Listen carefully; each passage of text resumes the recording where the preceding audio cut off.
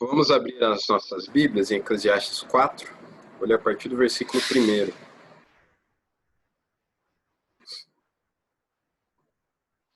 Versículo 1, versículo 16. Diz assim: Vi ainda todas as opressões que se fazem debaixo do sol. Vi as lágrimas dos que foram oprimidos, sem que ninguém os consolasse. Vi a violência na mão dos opressores, sem que ninguém consolasse os oprimidos. Pelo que tenho por mais felizes os que já morreram, mais os que ainda vivem, porém mais do que os que ainda vivem. Porém mais que uns e outros tenho por felizes aquele que ainda não nasceu e não viu as más obras que se fazem debaixo do sol. Então vi que todo trabalho, toda destreza em obras provém da inveja do homem contra o seu próximo. Também isso é vaidade, correr atrás do vento. O tolo cruza os braços e come a própria carne, dizendo: melhor é um punhado de descanso do que ambas as mãos cheias de trabalho e correr atrás do vento. Então considerei outra vaidade debaixo do sol. Isto é, um homem sem ninguém, não tem filho nem irmã, contudo não cessa de trabalhar. E os seus olhos não se fartam das riquezas. E não diz: para quem trabalho eu, se nego a minha alma aos bens da vida? Também isso é vaidade e enfadonho trabalho. Melhor é serem dois do que um, porque dois têm melhor paga no seu trabalho. Porque se caírem, um levanta o companheiro. Ai, porém, do que estiver só, pois caindo não haverá quem o levante. Também se dois dormirem juntos, eles se aquentarão. Mas um só, como se aquentará? Se alguém quiser prevalecer contra um, os dois lhe resistirão. O cordão de 3 dobras não se arrebenta com facilidade. Melhor é o jovem pobre e sábio do que o rei velho insensato, que já não se deixa admoestar. Ainda que aquele saia do cárcere para reinar ou nasça pobre no reino deste. Vi todos os viventes que andam debaixo do sol com o jovem sucessor, que ficará em lugar do rei. Era sem conta todo o povo que ele dominava. Tampouco os que virão depois se hão de regozijar nele. Na verdade, que também isto é vaidade e correr atrás do vento. Beleza. O que eu gostaria de trabalhar com vocês aqui hoje é esse tema aqui. Tá? No isolamento, não corra atrás do vento. Eu não sei se você consegue imaginar essa cena de alguém correndo atrás do vento ou correndo atrás de poeira, correndo atrás de fumaça. Em outras palavras, você corre, tenta pegar, mas não consegue.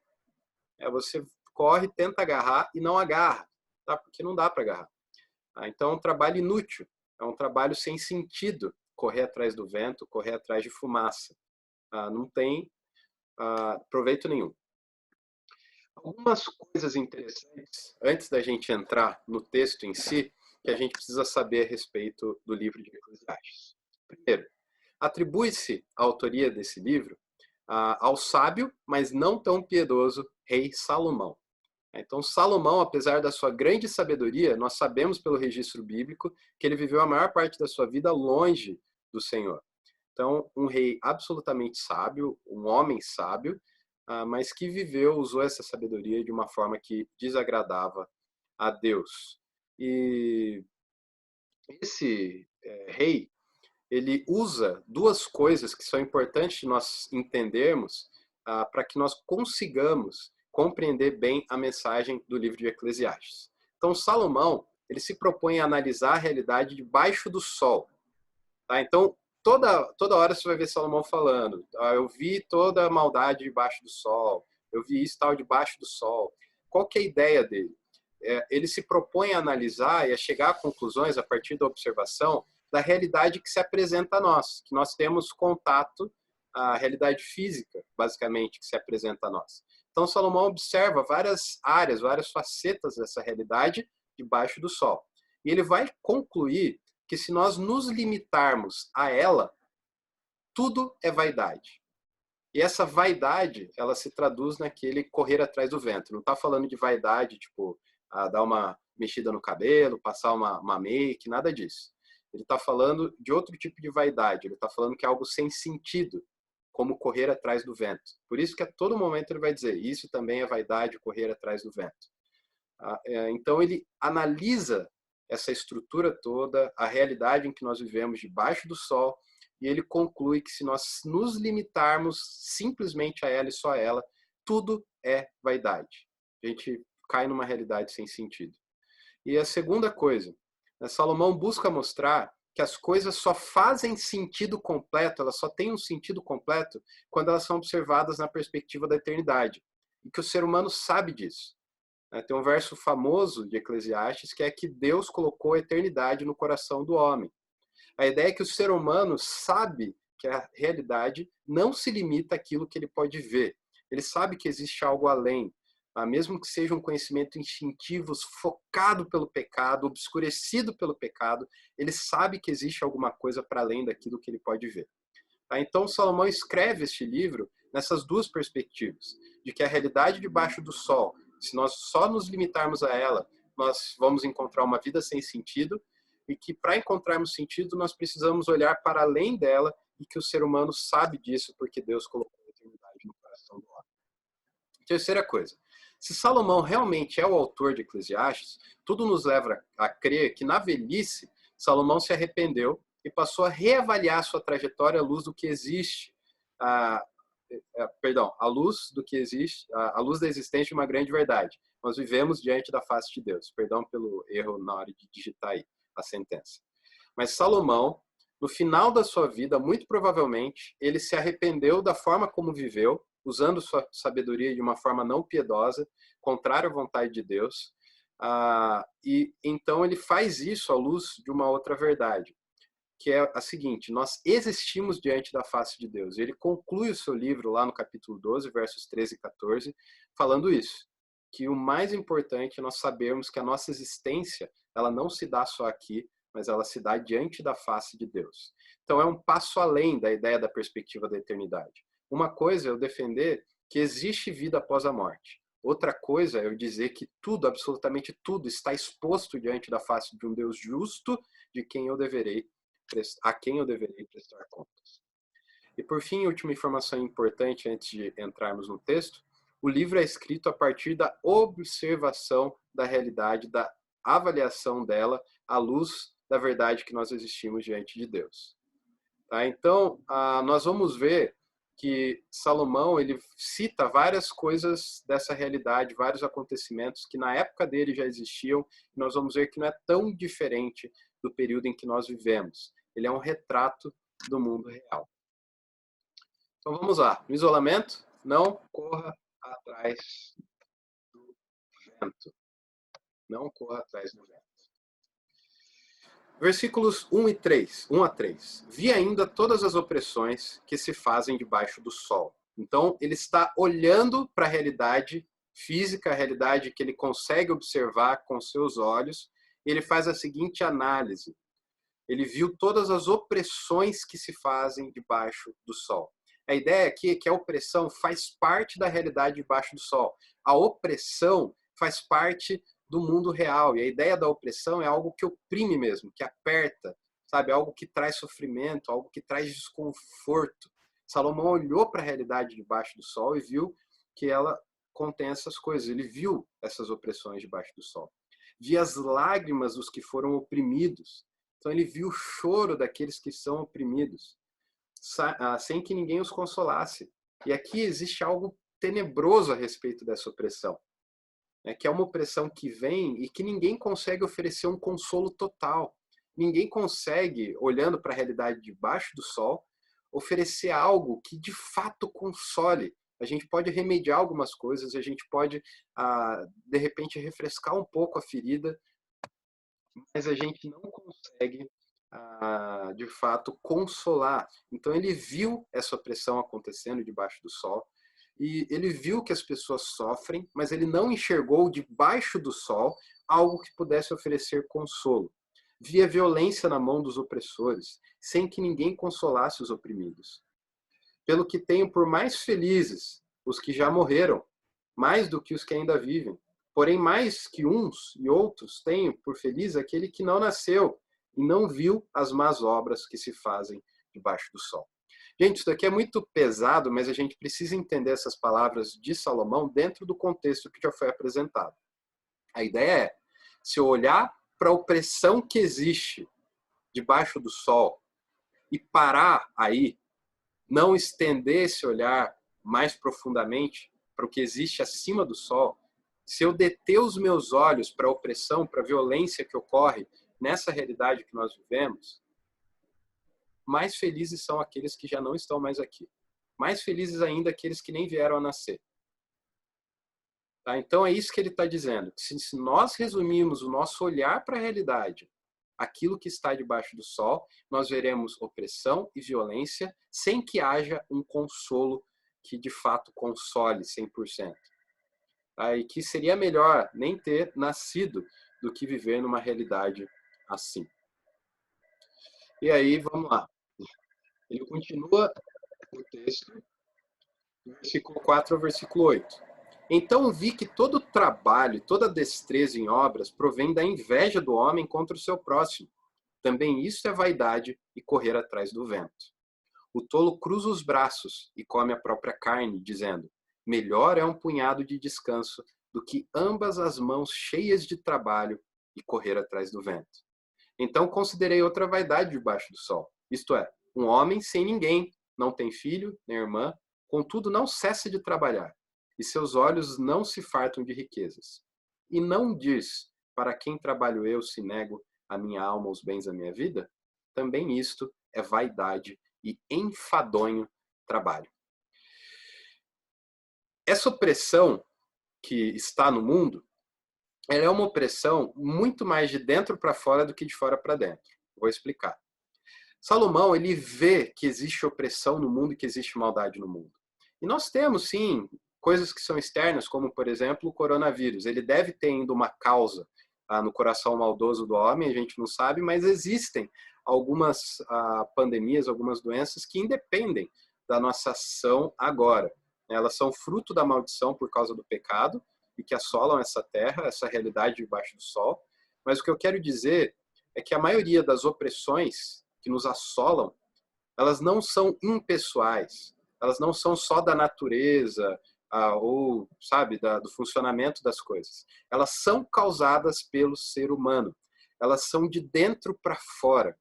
E tudo isso que Salomão vai citar aqui agora é algo que é de dentro para fora. Ele pega algo que foi dado por Deus ao ser humano, que é o trabalho, que é a capacidade de colocar as habilidades, os dons, os talentos em prática e fazer coisas maravilhosas por meio da manipulação da realidade das coisas. Isso é o trabalho, certo? É algo que Deus nos deu para embelezar o mundo, para servir ao próximo, para expressar a imagem e semelhança dele que está em nós. Só que o pecado, ele consegue dar ao trabalho uma direção contrária à vontade de Deus.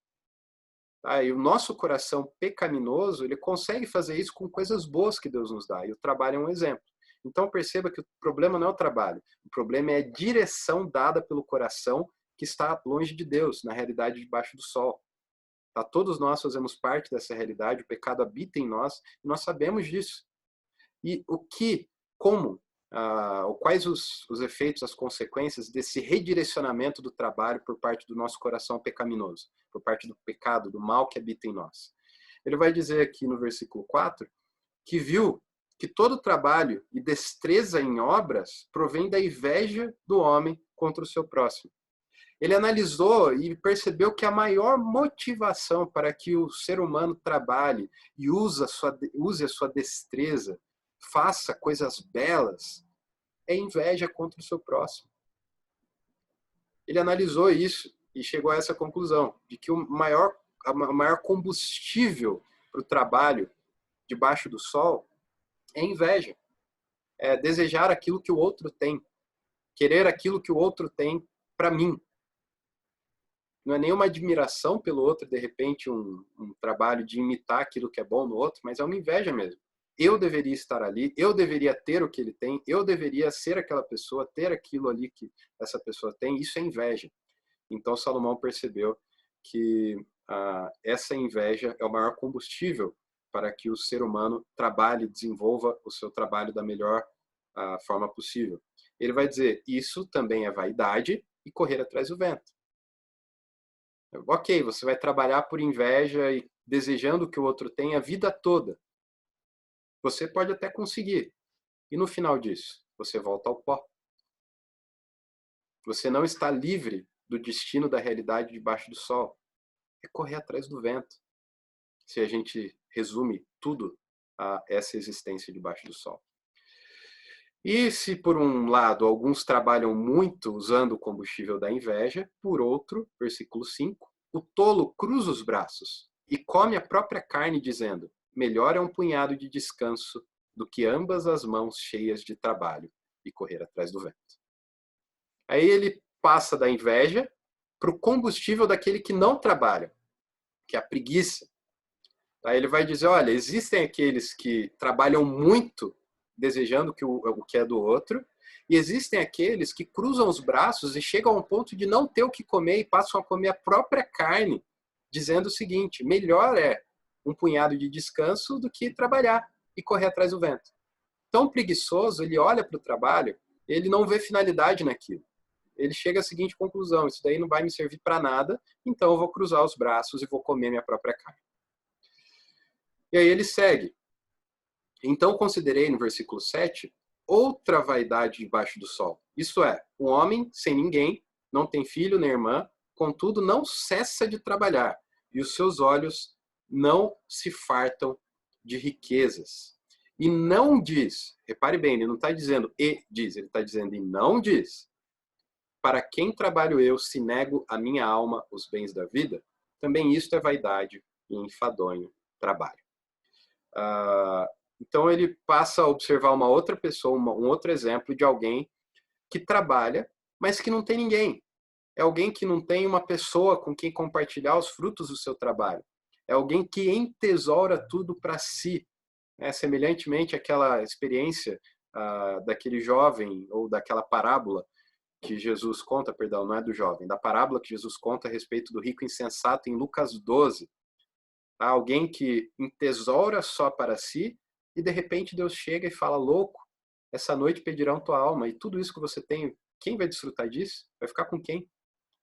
Então, o que Salomão está dizendo aqui é exatamente aquilo que Jesus ecoa lá na frente em Lucas. Alguém que trabalha de forma egoísta, simplesmente entesourando, alguém que confia nos seus bens materiais, a ideia é, quanto mais eu tenho, mais seguro estou, essa pessoa esquece que em algum momento Deus vai requerer a vida dela de volta. E ela vai ter que prestar contas diante deles, diante de Deus, diante dele. Então, se eu trabalho somente para conseguir segurança, para satisfazer meu ego, para proteger o meu eu, isso também é enfadonho trabalho, é um trabalho sem sentido, porque eu não posso proteger a mim mesmo do que está por vir. Então, se eu olho para a realidade simplesmente como ela é, trabalhar para mim mesmo também não tem sentido. E por fim, ele vai dizer que essa pessoa não diz, para quem trabalho eu, se nego a minha alma aos bens da minha vida? A ideia aqui de Salomão é que essa pessoa trabalha, trabalha, trabalha e nem desfruta. Ela nem se pergunta por que eu estou trabalhando. Ela simplesmente entesoura, entesoura, entesoura e não desfruta dos frutos do seu trabalho. Então a ideia é que essa pessoa não consegue desfrutar da realidade ou das benesses que Deus nos dá nesse mundo por conta dessa cegueira mesmo imposta pelo pecado da maldade existente no coração. Então Salomão olha, vê toda a maldade e opressão debaixo do sol, ele olha para uma realidade que é do trabalho, ele vai mostrar como o pecado, essa opressão que vem de dentro para fora, que habita o nosso coração, corrompe algo tão bom como o trabalho, por meio da inveja, da preguiça, do egoísmo e da incapacidade de desfrutar, certo? Do não desfrute daquilo que nós plantamos ou daquilo pelo que nós trabalhamos. E aí, a partir do versículo 9, ele vai mostrar o que na prática, dentro dessa realidade debaixo do sol, pode ser feito para que essa situação seja, digamos assim, remediada. Vamos colocar um pouquinho de água fresca no meio do deserto calorento. E eu estou dizendo isso porque ele mesmo vai chegar à conclusão no final disso tudo que nem isso aqui resolve o problema. Isso daqui é paliativo. Tá? Isso daqui são bons conselhos de como viver nessa realidade debaixo do sol. Então, o que na prática pode ser feito à luz disso? A primeira é a própria questão do trabalho mesmo, porque ele não para, ele não diz que trabalhar é ruim. Aí ele cita preguiça, enfim. A ideia é que nós não devemos não trabalhar. Como eu disse, o problema não é o trabalho. O problema não é fazer alguma coisa, colocar em prática aquilo que nós temos dentro de nós por meio da obra das nossas mãos, sabe? Fazer alguma coisa que seja útil, que seja bela e poder ganhar dinheiro com isso, comer o nosso pão a partir disso, isso não é ruim. O próprio Deus disse que o nosso pão viria do suor do nosso rosto. Então, o trabalho em si não é ruim. Lá em Provérbios 13:4, o próprio Salomão vai dizer o seguinte. Deixa eu abrir aqui. É o livro anterior, se andar um pouquinho para a esquerda, você já acha Provérbios. Provérbios 13:4. Ele vai dizer assim. O preguiçoso deseja e nada tem, mas a alma dos diligentes se farta. Então, o problema não é o trabalho. Certo? O trabalho ele é uma necessidade, é bom que a gente seja diligente para que a gente possa desfrutar daquilo que Deus nos deu pelo meio correto, que é o trabalho. Então, o errado não é desfrutar. Tá? O errado, nesse caso, é não trabalhar, é ter preguiça, ou querer desfrutar sem ter trabalhado, tá? Que é coisa de preguiçoso também e de outras coisas. Então, desfrutar é bom, trabalhar é bom também. O problema é quando o nosso coração dá um direcionamento errado para tudo isso. E aí Salomão continua. Olha lá no verso 9. Melhor é serem dois do que um, porque tem melhor paga do seu trabalho. Tá? Então o assunto não mudou completamente. Ele continua analisando essa questão. E aqui ele já joga contra a questão da inveja e a questão do egoísmo, porque ele encoraja um encorajamento mútuo. Tá? Salomão está dizendo que é melhor serem dois do que um, porque tem melhor paga do seu trabalho. E até se você for dar uma estudada, tem pessoas que começam a empreender, etc., e dificilmente alguém está sozinho nessa. Normalmente a pessoa vai procurar alguém para somar esforços e etc. Quando você encontra alguém bom, né, que não dá lugar para inveja, para egoísmo, de forma a destruir aquilo que está sendo construído, realmente é melhor serem dois do que um, porque eles têm melhor paga do seu trabalho, eles têm o melhor resultado no seu trabalho. Porque se caírem, um levanta o companheiro. Ai, porém, do que estiver só, pois caindo não haverá quem o levante. Também se dois dormirem juntos, eles se aquentarão, mas um só como se aquentará? Se alguém quiser prevalecer contra um, os dois lhe resistirão. O cordão de 3 dobras não se arrebenta com facilidade. Então, todos esses exemplos estão sendo dados pelo sábio, por Salomão, olhando para essa realidade, dizendo o seguinte: ao invés de trabalhar com egoísmo, não desfrutando, com inveja, sendo preguiçoso, encorajemo-nos mutuamente para que desempenhemos bem essas funções, para que façamos e tenhamos melhor paga no nosso trabalho. Tá? Tem que existir um encorajamento mútuo. A gente não deve trabalhar simplesmente de forma egoísta, mas a gente deve considerar aqueles que estão no nosso entorno. Lá em Provérbios 27:17, o sábio também vai dizer que assim como o ferro com o ferro se afia, assim o homem é o seu amigo. Então a ideia é que Deus quer que nós vivamos em comunidade para que nós afiemos uns aos outros. E a ideia de afiar é de tornar a ferramenta mais própria para o uso. Então, eu não vou me juntar com alguém a fim de puxar o tapete dessa pessoa, a fim de dar uma rasteira, a fim de desencorajar, a fim de prejudicar de alguma forma porque eu sou um egoísta, invejoso, preguiçoso, enfim. Não, tá? Eu vou me juntar com alguém para desempenhar um determinado trabalho, encorajando, porque nós queremos crescer juntos. Eu quero ver o crescimento do outro, tá? E aí vem a questão solidariedade. Ele continua dizendo, não, perdão, é aqui mesmo. A ideia de que se um cai, o outro levanta. Se um está passando frio, o outro aquece. Se um entra numa briga, o outro entra para ajudar, né? Desde que seja algo justo, mas o que ele está dizendo é que se alguém quiser prevalecer contra um, os dois lhe resistirão.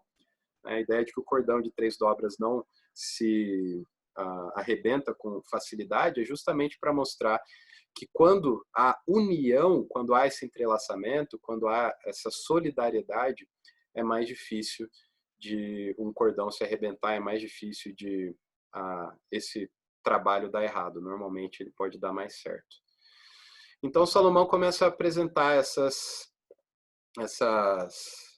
esses paliativos, esses remédios, olhando para a realidade debaixo do sol. Eu vou deixar o texto de Filipenses para depois, tá bom? E ele fecha com a questão da sabedoria. E aí eu vou explicar por que da sabedoria aqui. Ele usa uma sabedoria diferente. Versículo 9 em diante, ele diz assim. Opa, não, 9 não. Tá errado ali. É a partir do 13 ao 16. Melhor é o jovem pobre e sábio do que o rei velho e insensato, que já não se deixa admoestar. Então, olha só. O que ele está dizendo é que é melhor um jovem sábio do que um rei insensato que não se deixa admoestar. Então, que tipo de sabedoria está em jogo aqui? Tá? É alguém que se deixa corrigir, alguém que se deixa admoestar, alguém que se deixa ser trabalhado. Tá? Não tem como ferro afiar o ferro, certo? Se o outro ferro não quiser ser afiado.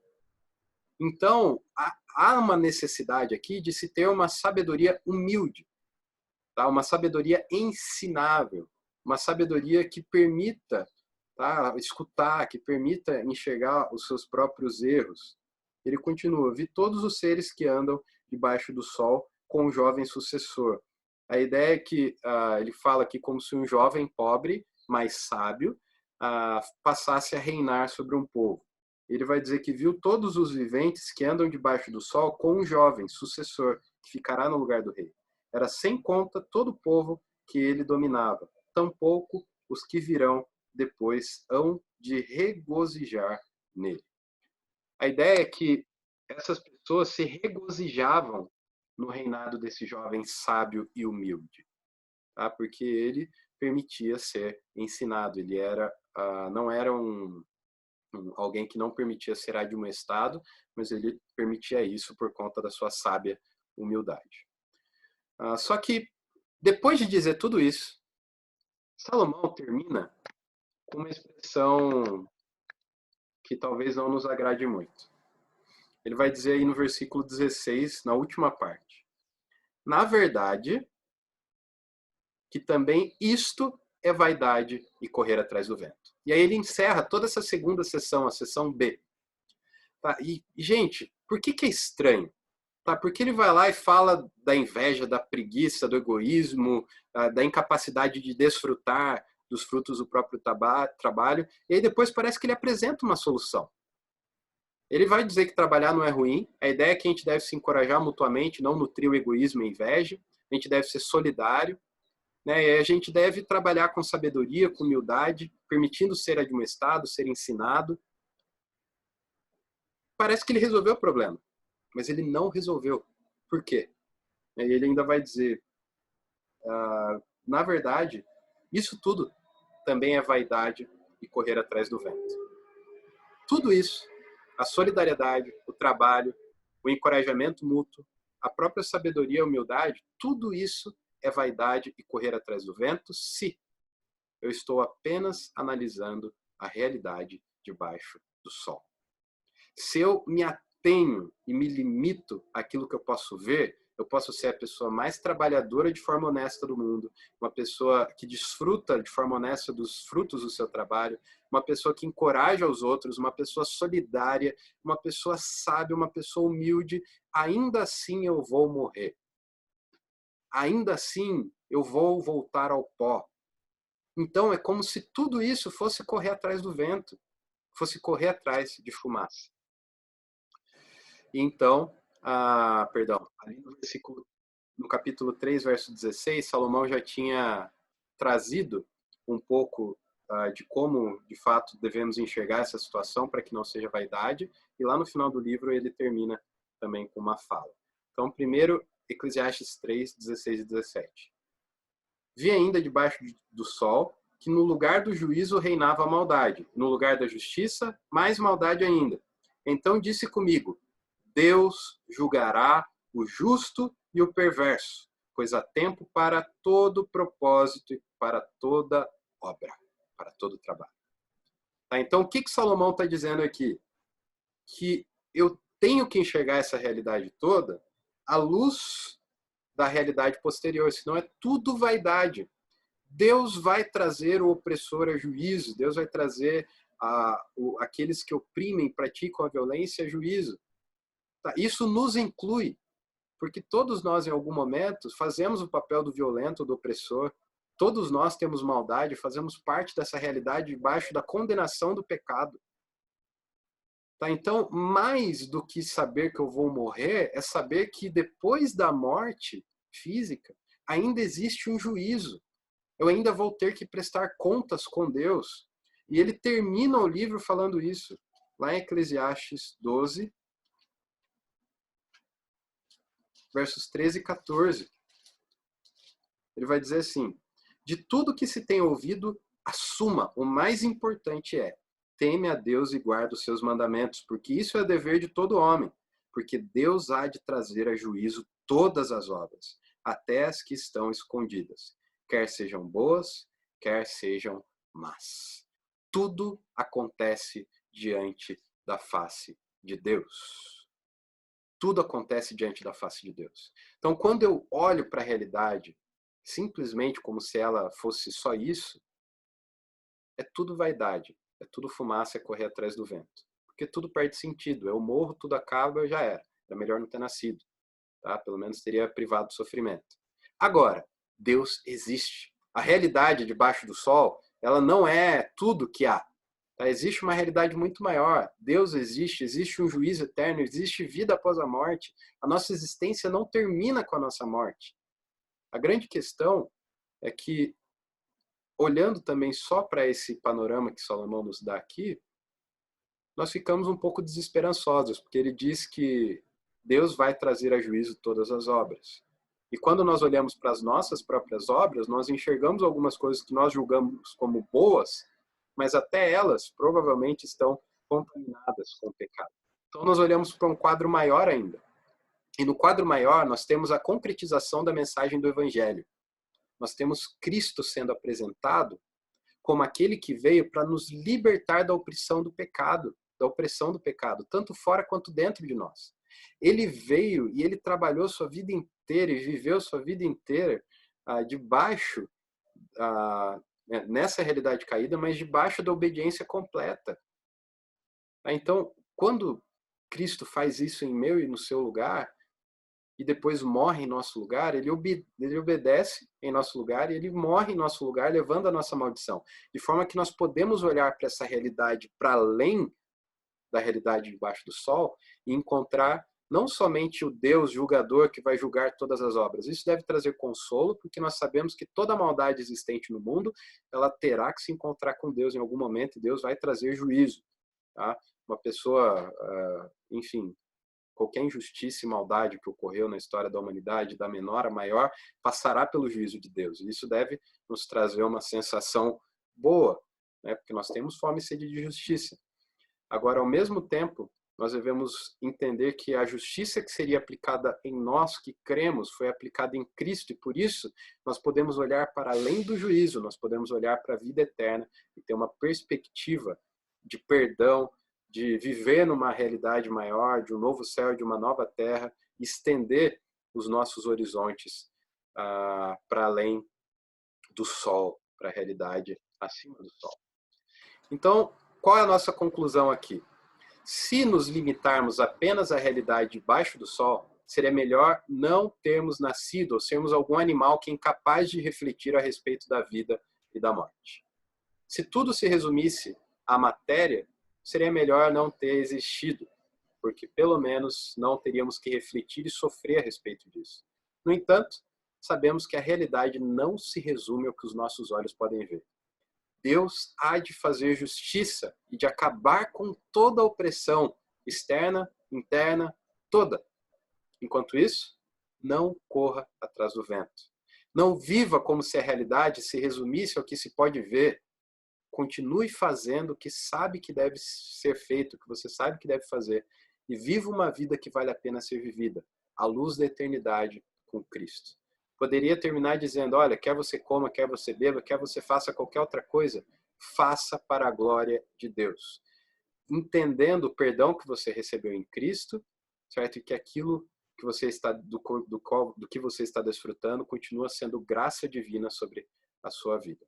E aí eu deixei 2 textos aí, a gente não vai ter tempo de ler, mas que falam a respeito de uma realidade maior na qual nós fomos inseridas e do qual nós já falamos aqui. Tá? Filipenses 1, 27 a 30, depois 3, 12 a 16.